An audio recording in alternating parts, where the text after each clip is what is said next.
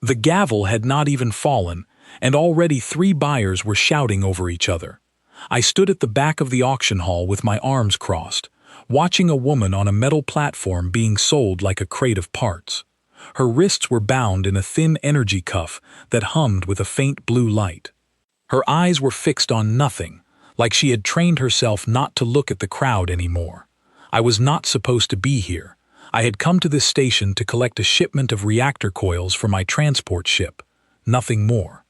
But the moment I walked past the open doors of the auction hall and heard the announcer call out her name and her species, something in my chest went tight and cold. Calith, Severan engineer, sold to cover her clan's war debt. The bidding was already past the price of a small starship. A heavy-set broker in a red coat was leading, grinning like he had already won. Beside him, a thin alien with too many fingers kept raising his hand every few seconds, driving the number higher just to watch the crowd squirm. This was not a business transaction to them. It was entertainment. I looked at her face one more time. She was not crying. She was not begging. She had the look of someone who had already buried her own future and was simply waiting for the dirt to be thrown on top. I raised my hand. The announcer blinked at me, surprised that a human had entered the bidding at all. Humans rarely came to these stations, and when we did, we usually stayed far away from the auction floor. It was well known across a dozen systems that most of my species found this practice disgusting. I had heard the rumors myself, whispered in cargo bays and trade posts, that humans considered this kind of ownership a stain on any civilized species. I had always agreed with that whisper. I still do. But agreeing with something from a distance and standing in the room while it happens are 2 very different things. The broker in the red coat raised the price again, certain I would back down. I did not back down. Numbers climbed. The thin alien dropped out first, muttering something about humans being reckless with credits. Then it was just me and the broker, trading bids like blows in a fight neither of us wanted to lose. When I finally named a price that made the whole room go quiet, the broker's grin faded. He looked at me the way people look at something they cannot understand. Then he sat back down and waved a hand, giving up his claim. The announcer called the sale. The contract transferred to my name on a small screen near the platform, and just like that, a woman I had never spoken to belonged to me under the law of that station. I did not feel like a winner. I felt like I had just agreed to carry something heavy, and I had no idea yet how heavy it would turn out to be. 2 guards unlocked her cuff and pushed her toward me. She stumbled slightly, caught her balance, and stood in front of me with her chin raised. Up close, she was taller than I expected, with pale gray skin and eyes the color of storm clouds. There was a long scar along her jaw that told me this was not the first hard year of her life. "So," she said, her voice flat and sharp at the same time, "you bought me." "I did," I said. "Then finish it," she said. "Humans complete what they buy. Use me for labor, use me for whatever you paid for, or set me loose in the docking bay and let the scavengers deal with me. I do not care which. I only care that you stop standing there looking like you feel sorry for me." I did not answer right away. The truth was, I did feel sorry for her, but I could tell that pity was the last thing she wanted from anyone, especially from the man who now held her contract. So instead of answering with words, I turned and started walking toward the docking ring where my ship was waiting. After a moment, I heard her footsteps follow behind me, slow and careful, like she expected a trap around every corner. My ship was called the Meridian, a mid-sized cargo transport that had seen better decades but still ran true when it mattered. My crew was small. Oliver Grant handled navigation and had been with me since my first contract run.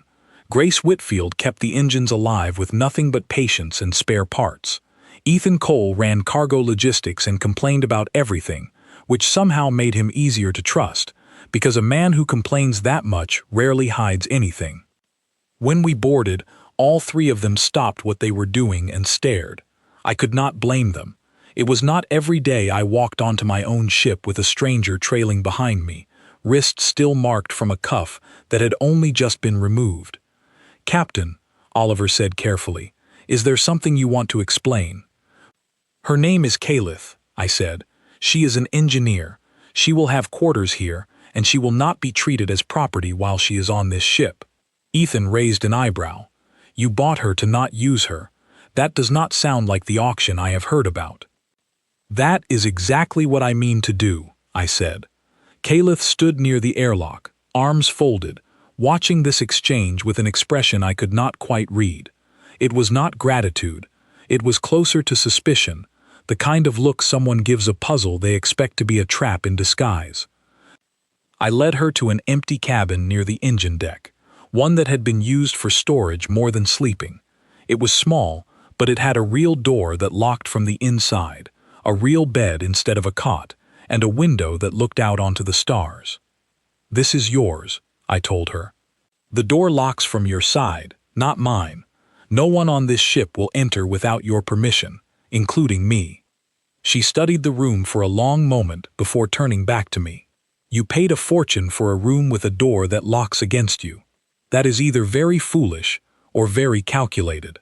I have not decided which. Maybe it is neither, I said. Maybe I just could not stand watching you get sold like cargo, and I did something about it without thinking too far past that. Something flickered behind her stormy eyes, gone before I could name it. Humans, she said quietly, almost to herself, you are a strange species. I have heard that before, I said, and for the first time since the auction hall, the corner of her mouth moved in something that was almost, but not quite, a smile. That night, I sat alone in the captain's quarters going over the numbers. I had spent nearly everything I had saved for the next fuel run, and I still had a full crew to pay and a route to finish. It was not a wise decision by any measure a trader would use. But every time I thought about walking away and letting that broker in the red coat win, my stomach turned in a way that told me I had made the only choice I could live with. I did not know yet how much that choice would cost me or how much it would give me back. I only knew that somewhere down the corridor, behind a door that locked from her side and not mine, a woman who had expected nothing but more chains was sitting in silence, trying to figure out what kind of trap I actually was. I intended to prove to her that I was not a trap at all. I had no idea yet how hard that would be, or how many people from her past and mine would try to stop me from ever getting the chance. The next morning came fast, and with it came the first sign that this journey was going to test every promise I had made the night before. I woke to the sound of raised voices near the engine deck. By the time I reached the corridor, Grace was standing with her hands on her hips, staring down Kalith, who had a toolkit spread across the floor and half of a coolant line disassembled beside her. She just walked in and started taking my systems apart, Grace said, her voice tight. I do not know if she is trying to help or trying to strand us in open space. Kalith did not look up from her work. Your coolant regulator is failing, she said flatly. It has been failing for weeks. I can hear it in the hum of the deck plating. If no one fixes it soon, this ship will lose power to half its systems before your next long jump. Grace looked at me, unsure whether to be angry or grateful. I crouched down beside Kalith and looked at the tangle of wires and tubing she had exposed. You are an engineer, I said. It was not a question. I had heard it at the auction, but seeing her hands move with such certainty made it real in a way words never could. I was an engineer, she corrected. Before the debt, before the auction, before I became something men trade instead of something men hire. You can be an engineer again, I said, on this ship if you want to be. She finally looked up at me, and for a long moment neither of us said anything. Grace shifted uncomfortably, clearly feeling like she was standing in the middle of something bigger than a broken coolant line. I will believe that when I see it proven, Kalith said at last, turning back to the wiring. Words are cheap on every world I have visited. Humans are no different, no matter what the rumors claim. I did not argue with her. I simply nodded to Grace, silently asking her to let Kalith finish the repair, and walked away to let the two of them work it out between themselves. Sometimes trust is not built with speeches. Sometimes it is built with a wrench in someone's hand, and the choice to use it to fix something instead of break it. By the end of that first day, the coolant line was running better than it had in months, and Grace was reluctantly impressed. It was a small victory, but on a ship full of strangers learning to share the same air, small victories were the only kind that mattered yet. 3 days into the journey, I called Caliph to my quarters and set a data pad on the table between us. On it was the full contract from the auction house, the one that gave me legal claim over her labor and movement for as long as her debt remained unpaid. "I am tearing this up," I said, and before she could respond, I pulled the physical copy from my jacket, the one the auction clerk had printed for record-keeping, and ripped it down the middle. She stared at the torn paper like it might reassemble itself, and prove to be a trick. "That does nothing," she said. "The digital contract still exists in the station registry. Tearing paper is a gesture, not a solution." "You are right," I admitted. "But it is a start. I want you to understand something clearly. I am not going to use the contract to control you. You will not clean quarters you do not choose to clean. You will not perform any task you are unwilling to perform. The only thing I ask is that you do not sabotage this ship or harm this crew." "And if I refuse even that?" she asked, testing me the way she had been testing everything since we left the station. "Then I will still not punish you," I said. "I will simply ask you to leave at the next port, with your freedom, and we will part ways without any debt between us." She studied me for a long moment, searching my face for the lie she was certain must be hiding somewhere. "You make it sound simple," she said. "Nothing is that simple, not for someone like me." "Maybe not," I said, "but I intend to try anyway." She left my quarters without another word, and for the following 2 weeks, she tested every boundary I had drawn. She refused meals in the common area and ate alone. She spoke only when spoken to, and even then, only in short clipped answers. Once, I found engine schematics rearranged in a way that would have confused any other crew member trying to make quick repairs, though nothing was actually broken. I understood it for what it was, a quiet experiment to see if I would react with anger. I did not react with anger. I simply fixed the schematics myself and said nothing about it. Slowly, the tests became less frequent. She began joining meals, though she sat at the far end of the table and rarely spoke unless Grace asked her a direct question about the ship's systems. When she did answer, her knowledge was sharp enough that even Ethan, who complained about everything, stopped complaining long enough to listen. The real turning point came on the 11th day, somewhere in the empty stretch between 2 trade routes, when the ship's main reactor began throwing warning after warning across every console on the bridge. I was in the pilot's seat when the first alarm sounded, a low grinding hum that meant the containment field around the reactor core was losing stability. Oliver's hands moved fast over the navigation controls, trying to calculate the nearest safe point to make an emergency stop, but we were still hours from any station. "Reactor containment at 60% and falling," Oliver called out. "If it drops below 30, we lose the whole core.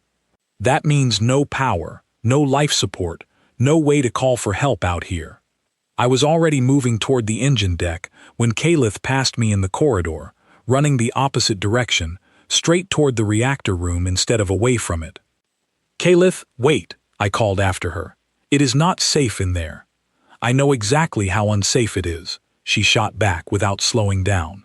"That is why I am the only one on this ship who can fix it before it kills us all."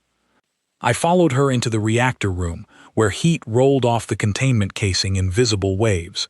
Grace was already there, pale-faced, trying to manually reroute power through a secondary system that was clearly not designed to hold this much strain.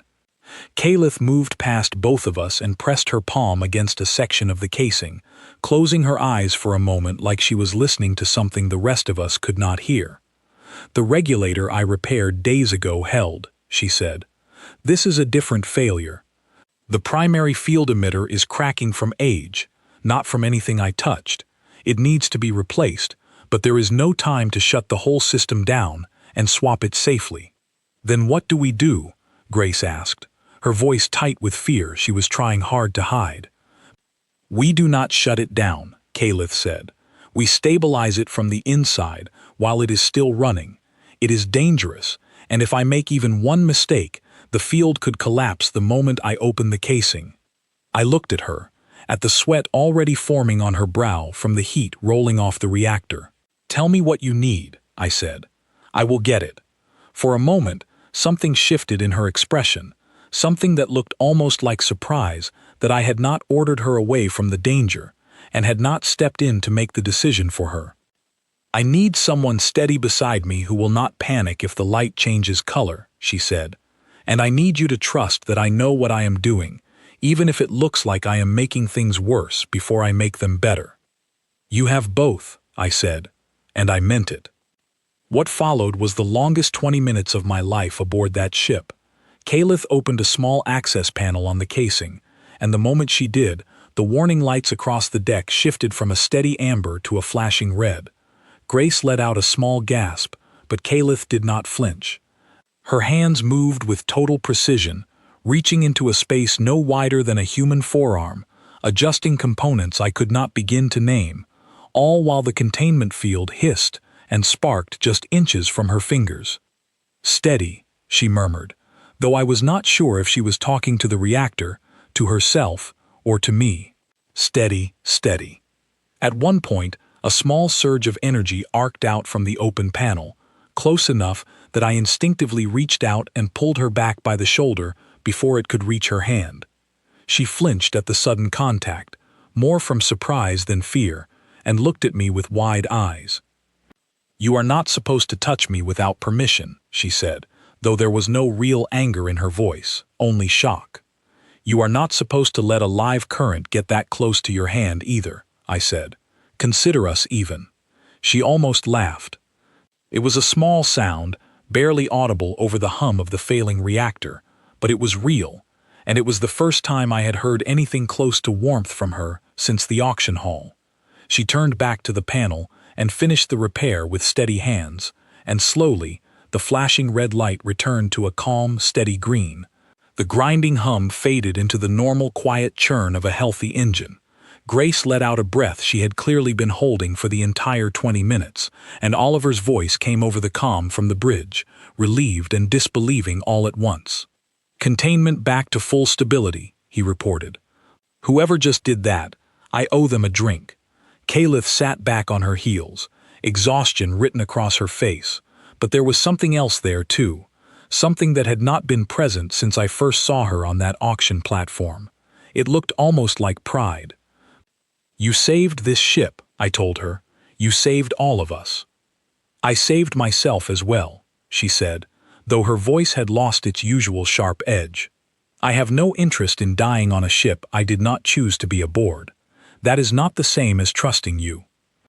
"I did not say it was," I replied, "but it is a start, same as the torn contract was a start."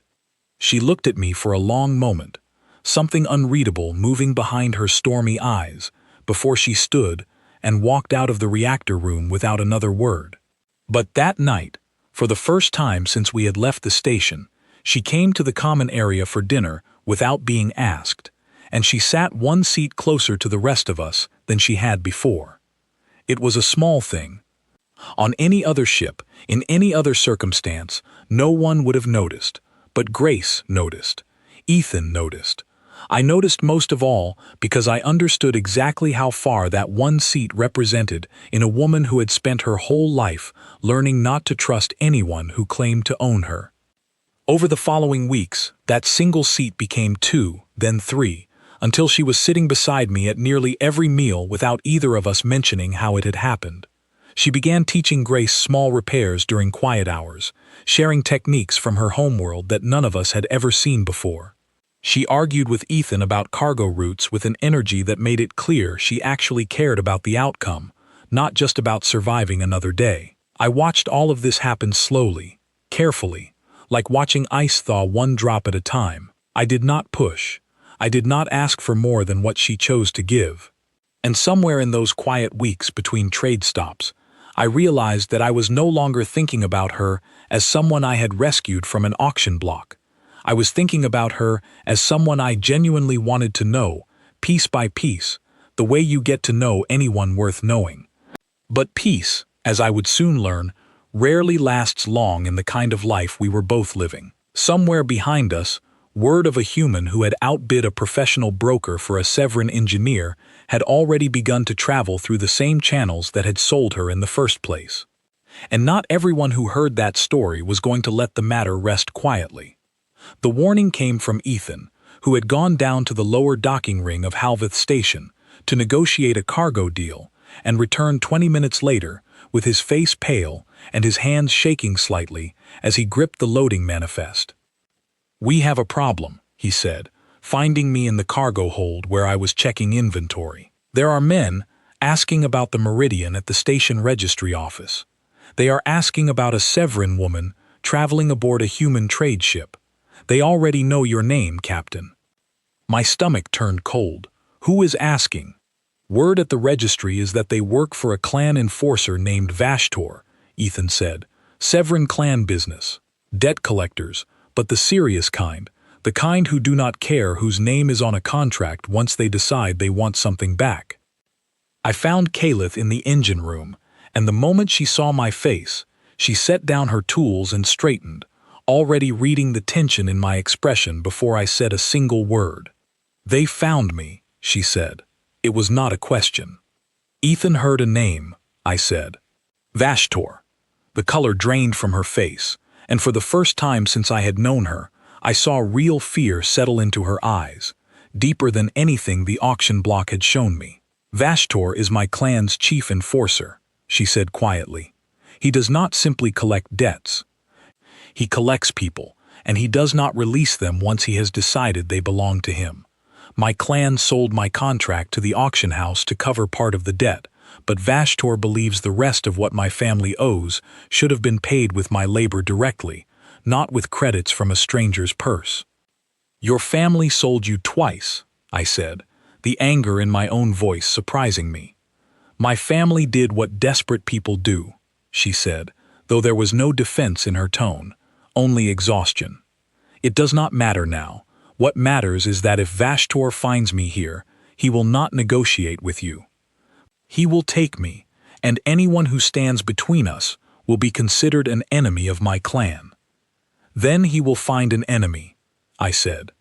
She looked at me sharply. "You do not understand what you are saying. Vashtor commands a crew of his own, armed and loyal, and he answers to no station authority when it comes to clan debts. This is not something you can solve by tearing up another piece of paper." "Maybe not," I said, "but I am not going to hand you over because a man with a title decided you belonged to him." We did not have long to prepare.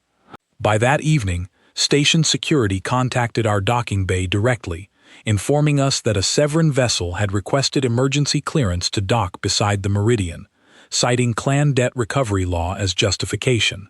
Under station treaty, they had every legal right to make the request. Whether I had to honor it was a separate question entirely. I gathered the crew in the common area. Oliver looked grim but steady.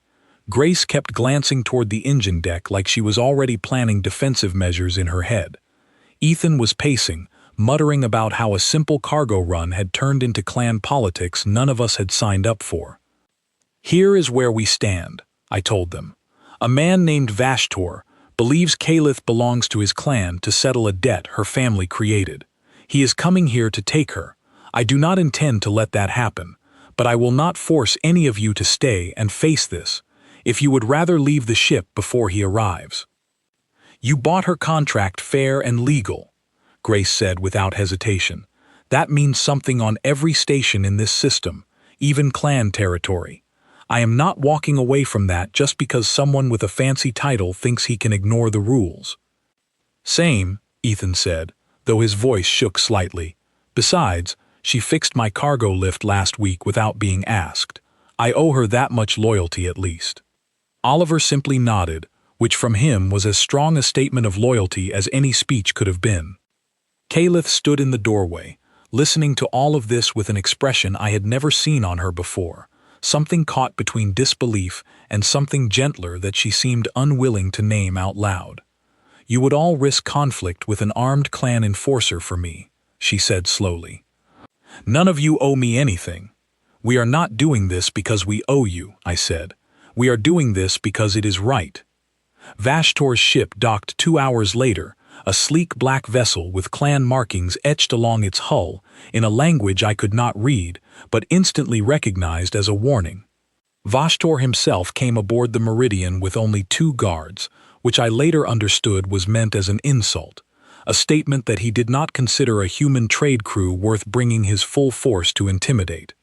He was tall, even for a Severan, with pale eyes that swept across the cargo bay like he was already calculating its worth. When his gaze landed on Kalith, standing just behind me with her chin raised, despite the fear I could still see in her posture, something like satisfaction crossed his face. "There you are," he said, his voice smooth and cold. "Your family's debt has grown while you have been hiding aboard a human freighter.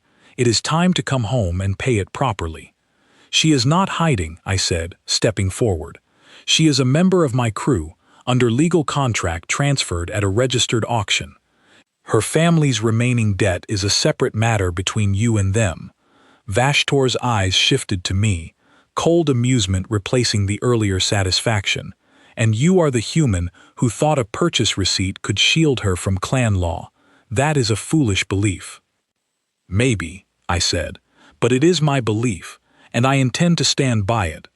"You do not understand what you are involving yourself in," Vashtor said, his tone shifting from amusement to something sharper. "Clan debt recovery is not a matter for outsiders. I could have my guards remove her from this ship right now, and station authority would side with clan treaty over your auction receipt." "You could try," I said, keeping my voice level, even as my heart pounded hard enough that I was certain he could hear it. "But I would ask you to consider something first. This station survives on trade, and trade survives on trust between buyers and sellers. If word spreads that a properly registered auction transfer can be overturned by force whenever a clan enforcer decides he wants his merchandise back, no trader in this system will ever again trust a Severan clan sale. Your own auction houses would lose every human buyer within a season, and humans, whatever else you think of us, spend a great deal of credits at those auction blocks." Something flickered across Vashtor's face, the first sign that my words had actually landed somewhere. Clan enforcers cared about power, but they cared about their clan's wealth even more, and I had just threatened the second in the only language he seemed to respect. "You would risk your entire trade route over one engineer," he said slowly, testing whether I meant what I had said. "I already have," I said. "I am not backing down." Vashtor studied me for a long, tense moment, his 2 guards shifting uneasily behind him, clearly unused to seeing their enforcer hesitate. Then his gaze moved past me to Kalith, and something changed in his expression, something almost curious. "You," he said to her, "you would choose to remain here, aboard a human vessel, rather than return to your own clan and settle your family's honor." Kalith stepped forward, and I felt my own breath catch, uncertain what she would say, uncertain if the fear I had seen earlier would win out over whatever courage she had left. "My family sold me twice," she said, her voice steady despite everything, "once to cover the debt, and again by allowing you to believe I am still theirs to hand over after the sale was already completed. I have found more honor aboard this human ship in a few short weeks than I found in my own clan in the years before the auction. I am not returning with you, Vashtor. Not now, not ever." The tension in the cargo bay stretched so tight I could hear the low hum of the ship's engines beneath the silence. Vashtor's jaw tightened, and for a moment I genuinely believed he would give the order to his guards regardless of everything I had said. Instead, he let out a slow breath and stepped back. "The auction transfer is registered and binding," he said, his voice cold but resigned. "I cannot legally contest a completed sale without risking exactly the trade consequences you described. But know this, human. My clan does not forget debts, and it does not forget insults. This is not finished between us. Then we will settle it properly, through proper channels, whenever you wish," I said. "But you will not take her by force. Not today, not while I am captain of this ship." Vashtor gave one final, lingering look at Kalith, something unreadable passing behind his pale eyes, before he turned and walked back toward his ship without another word. His guards followed close behind, and within the hour, station traffic control confirmed that his vessel had undocked and departed, though I doubted very much that this would be the last we heard from him. The moment the docking clamps released and his ship was gone from our sensors, the tension in the cargo bay broke all at once. Grace let out a shaky laugh of relief. Ethan sat down hard on a crate, muttering something about never wanting to argue with clan law again. Oliver simply closed his eyes and exhaled slowly, the kind of breath a man takes when he realizes he had been holding it for far longer than he meant to. Kalith turned to me, and for the first time since I had known her, there were tears standing in her stormy eyes, though none of them fell. "You risked your entire trade route," she said quietly. "Your ship, your crew, everything you have built, for me." "I told you I would not hand you over," I said. "I meant it." "Words are cheap," she said, echoing what she had told me on our very first day together. But this was not words. This was action, and I saw it with my own eyes. "Then maybe now you believe me," I said.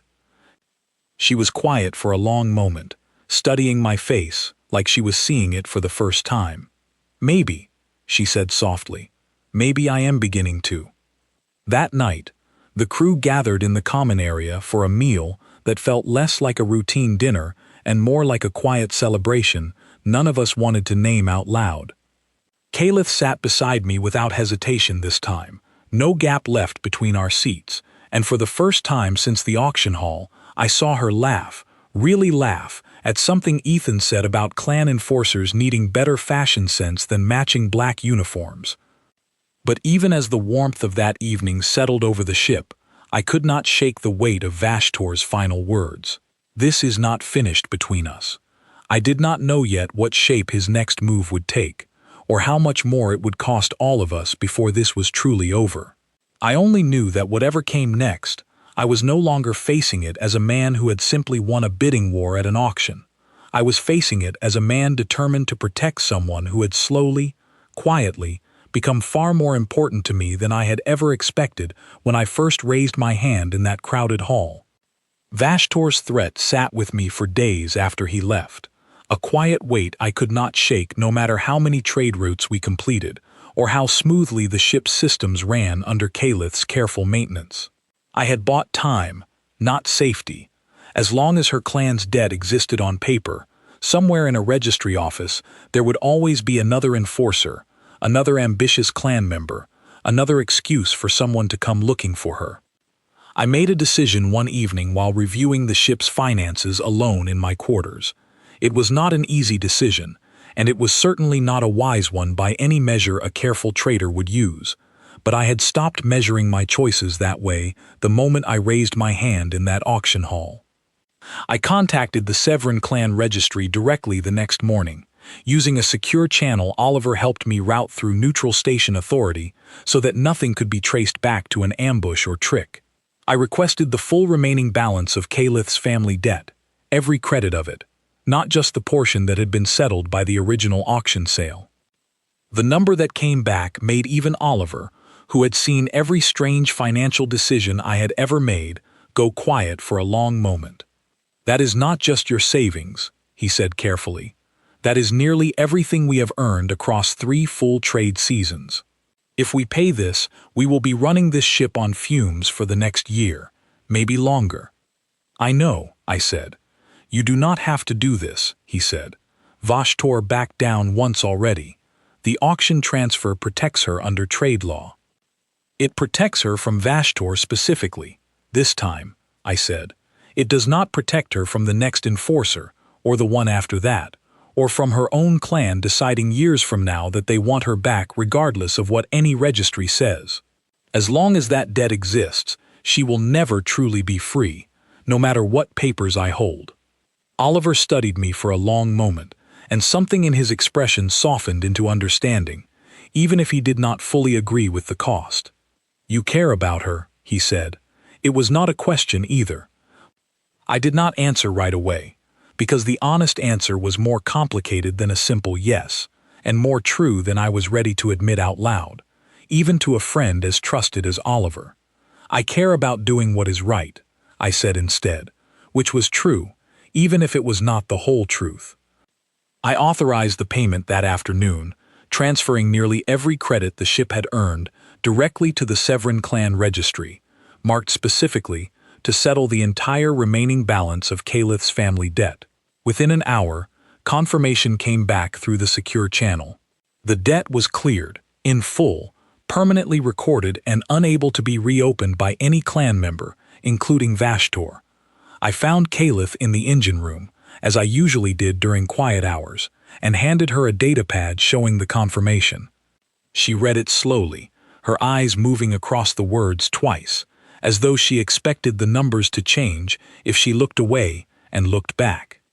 "This says my family's entire debt has been settled," she said, her voice unsteady in a way I had never heard from her before.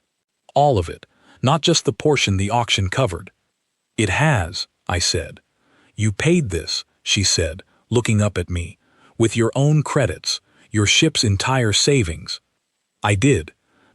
Her hands trembled slightly as she set the datapad down on the workbench beside her tools. "Why?" she asked, and the single word carried more weight than a much longer question could have. "You already freed me from any obligation to you the day you tore up the contract. You did not owe me this.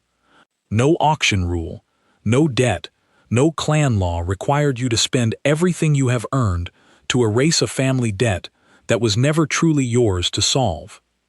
I took a slow breath, because the honest answer had been sitting in my chest for weeks, and I had been avoiding saying it out loud even to myself. When I was younger, before I ever captained my own ship, I watched someone I cared about get sold into a labor contract to cover a debt her own family created, I said quietly.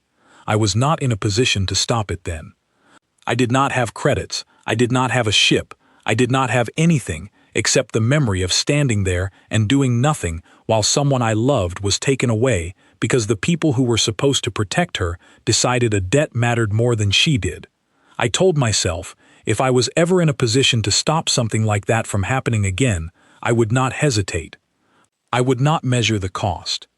Calith was silent for a long time, her stormy eyes fixed on mine, searching for something I could not name. "That is why you bid on me at the auction," she said slowly. "Not because of me specifically, because of her." "It started that way," I admitted. "The moment I saw you on that platform, I saw someone standing exactly where she once stood, and I could not walk past it a second time. But it did not stay that way, Calith. Somewhere between the coolant repair and the reactor failure and Vashtor's ship docking beside ours, this stopped being about the past. It became about you." She turned away from me then, walking slowly toward the small viewport that looked out onto the star field beyond the engine deck, her arms wrapped around herself in a way that made her look smaller than I had ever seen her. "You are free," I said gently, following her, but keeping a respectful distance. "Truly free this time. There is no debt tying you to this ship, no contract, no obligation of any kind. You can leave at the next station, and I will help you find passage to wherever you wish to go, with enough credits to start a new life, far from every clan and every auction house that ever laid claim to you."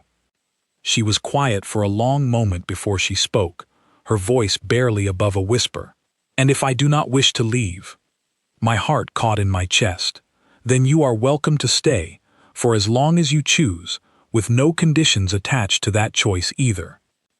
She turned back to face me, and this time the tears that had only threatened during Vashtor's visit finally spilled over, tracing quiet lines down her face. "I have spent my entire life being something other people decided I would be," she said. "A daughter meant to secure a marriage alliance, a debt payment meant to save my family's honor, a piece of merchandise meant to be sold to the highest bidder.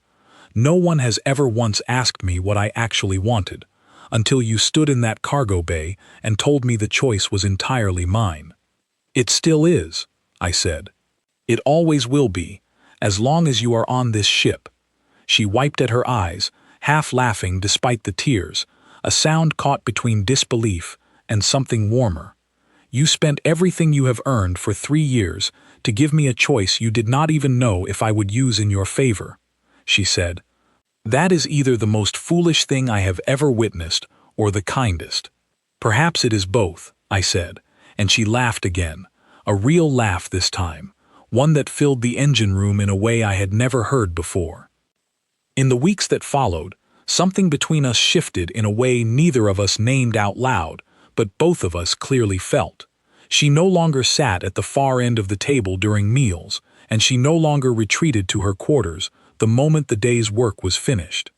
She began seeking me out during quiet evenings, sharing stories of her homeworld before the debt, of the engineering academy she had once dreamed of attending, of a childhood spent building small machines out of scrap parts long before any of it was taken from her by circumstances beyond her control. I found myself sharing more of my own past as well, things I had not spoken about even to Oliver in all our years together, about the woman I had failed to protect, about the years of quiet guilt that had shaped every decision I made afterward, about how I had built my life around the idea that if I could not undo the past, I could at least refuse to repeat it. Grace noticed the change first, of course, because Grace noticed everything that happened aboard her beloved engine deck. She started leaving the two of us alone during late maintenance hours with knowing looks she never quite voiced out loud. Ethan noticed next, though he was far less subtle about it, making comments over dinner about how the captain had apparently forgotten how to eat without staring across the table instead of at his own plate. Even Oliver, usually the most reserved of the crew, began greeting Kalith each morning with a warmth that made it clear he had long since accepted her as more than simply a passenger we were protecting. But even as the ship settled into this new, gentler rhythm, I could not fully shake the memory of Vashtor's final words before his ship departed. "This is not finished between us. I had settled the debt, but I had also insulted a clan enforcer in front of his own guards, and men like that rarely let an insult go unanswered, simply because the money that started the conflict no longer mattered." I did not share these worries with Kalith, not wanting to disturb the fragile peace that had finally settled over her after so many years without it. But I made quiet preparations of my own, reinforcing the ship's defenses where I could, keeping our trade routes less predictable, watching every docking request with a caution I had not needed before Vashtor's visit. It was Kalith herself who eventually noticed the change in my behavior, catching me one evening reviewing station security reports long after the rest of the crew had gone to sleep. "You are still worried about him," she said, settling into the chair across from me without being invited, a familiarity that would have been unthinkable in our first weeks together. "I am being cautious," I said. "You are worried," she corrected gently. "I know the difference between caution and worry, Daniel. I have spent my whole life learning to read the men around me for signs of danger. You wear it in your shoulders when you think no one is watching." I set down the data pad, unable to argue with an observation that accurate. "Vashtor does not strike me as a man who forgives an insult easily," I admitted. "I settled the debt, but I also embarrassed him in front of his own guards. Men like that do not simply walk away from something like that, no matter what the registry says." Kalith reached across the table, and for the first time since I had known her, placed her hand over mine, her fingers cool against my skin. "Then whatever comes next, we will face it together," she said. "Not because you bought a contract, and not because a debt required it. Because I choose to stand beside you, the same way you chose to stand between me and every threat that has come for me since that auction hall." I looked down at her hand resting over mine, and for the first time in a very long while, the weight I had carried since watching someone I loved get taken away years ago felt just slightly lighter. "Together then," I said. "Together," she agreed, and outside the viewport, the stars stretched on endlessly, indifferent to whatever storm was still gathering somewhere behind us, waiting for the chance to test exactly how strong that promise truly was. The alarm tore through the ship at the darkest hour of the night cycle, ripping every one of us out of sleep at once. I was on my feet before I was even fully awake, pulling on my jacket as I ran for the bridge, my heart already pounding with a dread I recognized instantly. Oliver was already at the navigation console, his face lit pale by the warning displays surrounding him. "Unidentified vessel dropped out of transit lane directly behind us," he said, his voice tight. "No registry beacon, no docking request, just a straight approach vector matching our speed. Captain, this is not a coincidence." "Vashtor," I said, and Oliver's grim nod confirmed what I already knew in my gut. Grace burst onto the bridge moments later, still fastening her work vest, and Ethan followed close behind, his usual complaints replaced entirely by silence, which somehow felt more alarming than anything he could have said. "Where is Caliph?" I asked, scanning the bridge and realizing she was not among us. "Engine deck," Grace said. "She went straight there the moment the alarm sounded, said she wanted the reactor at full readiness in case we needed a fast burn." The unidentified vessel closed the distance rapidly, and within minutes, its outline resolved clearly on our sensors. Black hull, clan markings, the same sleek and merciless shape that had docked beside us weeks earlier. But this time, sensor readings showed it was not alone. Two smaller escort ships trailed behind it, positioned in a formation that left no doubt about their intentions.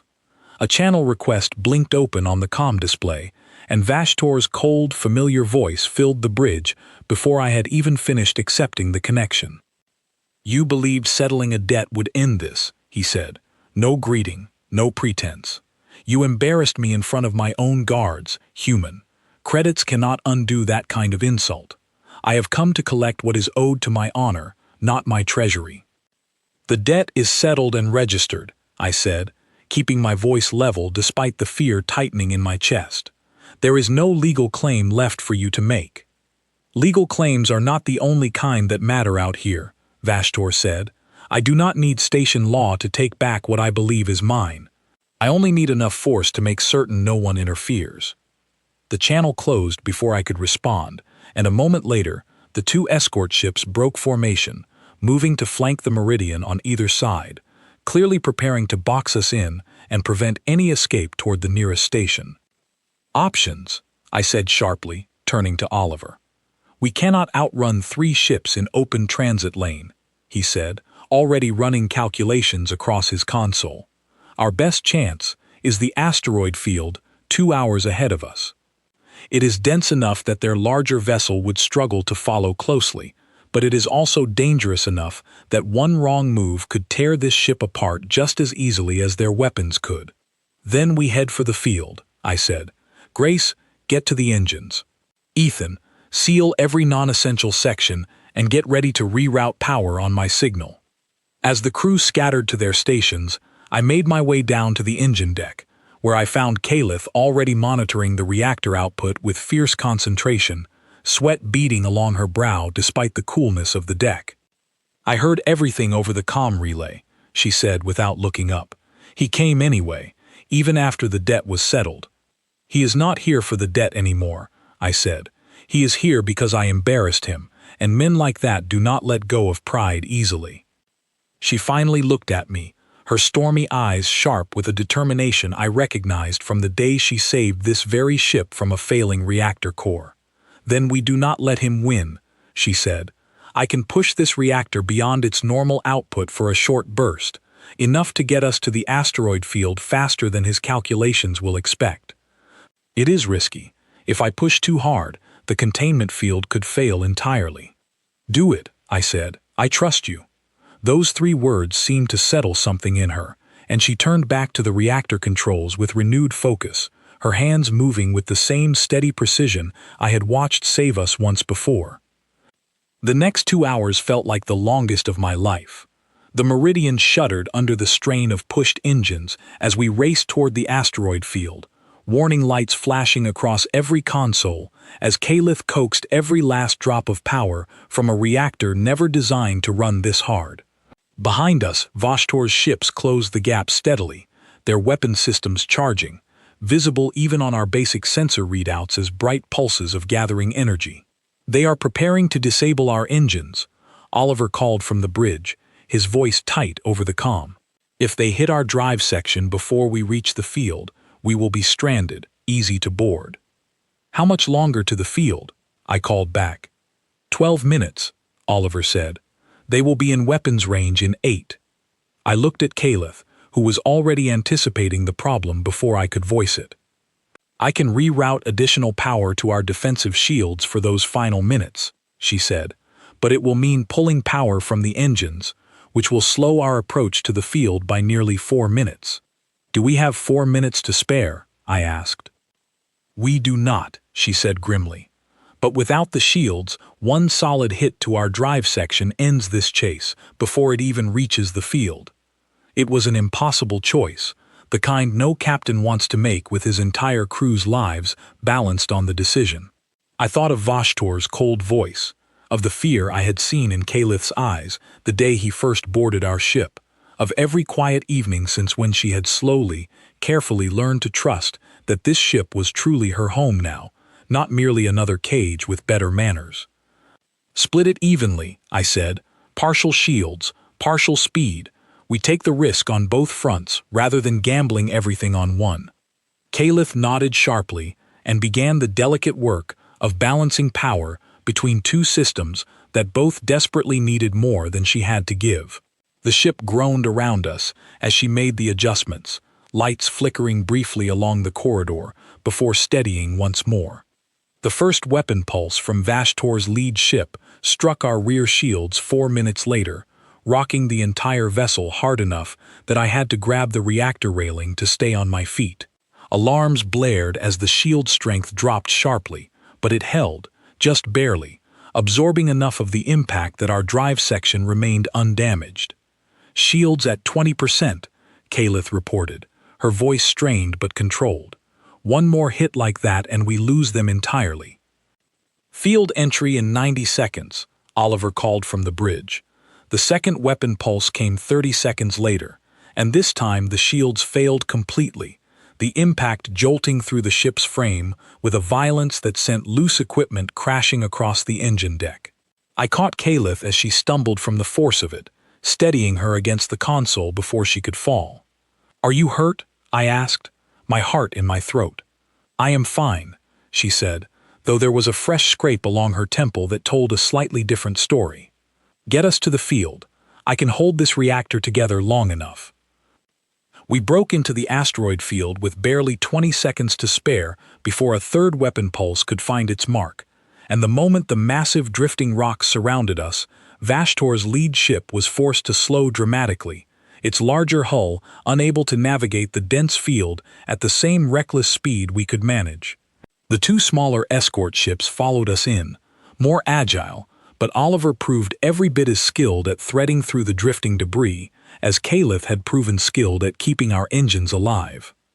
For the next half hour, it became a desperate, twisting chase through shadows and stone, Oliver weaving the meridian between asteroids with a precision that left no room for error, while Caliph kept the strained reactor from tearing itself apart, and Grace and Ethan worked in tandem to patch minor damage the moment it appeared.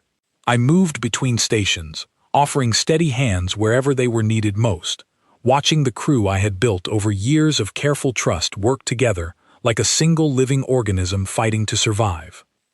Slowly, one by one, we began to lose our pursuers among the maze of rock and shadow.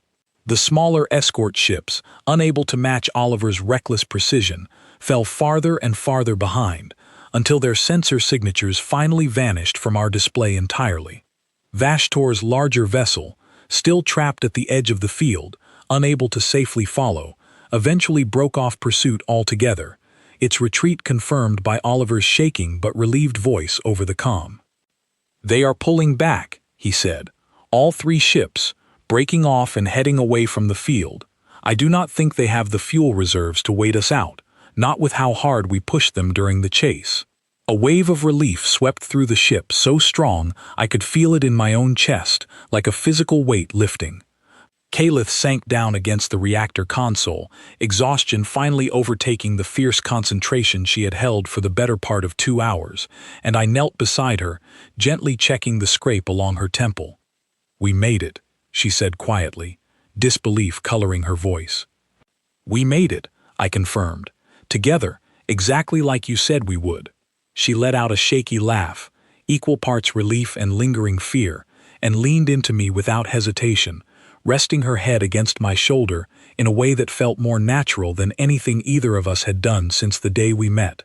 I wrapped my arm around her carefully, and for a long moment, neither of us said anything at all, simply grateful to still be breathing, still be together, still be free. In the days that followed, station authorities confirmed that Vashtor's reckless pursuit through an unregistered attack on a properly documented trade vessel had triggered a formal investigation by Neutral Trade Council, one that would likely cost him his position as clan enforcer entirely, and possibly far more than that. Whatever pride he had hoped to reclaim by chasing us through open space, he had instead lost everything he actually held, and word of it spread quickly enough that I doubted any other clan enforcer would risk the same mistake against a human trade ship again.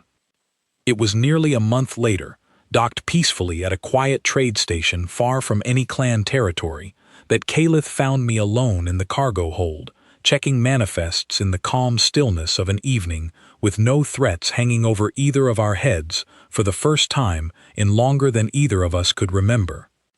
"I have been thinking about something you told me, a long time ago now," she said, settling onto a crate across from me. "You said humans complete what they buy. That is why you tore up the contract, why you paid the debt, why you gave me every choice a person can have. You never once tried to finish that transaction the way the auction intended." "That was the point," I said. "I never wanted to own you, Caliph. I only wanted you to be free." "I know that now," she said softly. "And because I know it, I have made a choice of my own, one that has nothing to do with any debt, any contract, or anything that was ever bought or sold between us." I set down the manifest, giving her my full attention, my heart beginning to race in a way I had not expected. "You never finished that contract," she continued, standing slowly and crossing the small distance between us. "So I intend to finish it myself, on my own terms, the way it should have been offered from the very beginning. Daniel Hart, I am not asking you to complete a purchase. I am asking you to marry me, because somewhere between a broken coolant line and a chase through an asteroid field, I stopped seeing you as the man who bought my freedom, and started seeing you as the man I choose, freely, completely, for the rest of my life." For a moment, I could not find any words at all, my chest tight with an emotion too large to name. Then I reached out and took her hand, the same hand that had steadied a failing reactor, rewired a dying coolant system, and held a chase together through a field of drifting stone. "Yes," I said, my voice rough with everything I felt in that moment. "Every part of me says yes." She smiled then, a real unguarded smile that reached all the way to her stormy eyes, and outside the small viewport of the cargo hold, the stars stretched on in quiet, endless witness to a promise finally made not out of debt, or duty, or contract, but out of a choice freely given and freely returned. We were married 3 weeks later, in a small ceremony aboard the Meridian, with Oliver standing as witness, Grace fighting back tears through the entire service, and Ethan somehow managing not to complain about a single moment of it. Word of our story traveled through trade circles, far beyond anything I ever expected. The human captain who bought a debt slave's freedom and asked for nothing in return, and the engineer who chose to stay, and then chose to stay forever. I had walked into that auction hall years ago, expecting nothing more than a routine cargo pickup. I left it that day carrying a burden I did not fully understand, one that cost me nearly everything I owned and nearly everything I had built. But standing beside Caliph on our wedding day, watching her laugh freely among a crew that had become our family, I understood at last that some debts are worth paying in full, and some purchases were never really about ownership at all. They were about choosing, again and again, to do what is right, and trusting that the right choice, however costly, always finds its way home.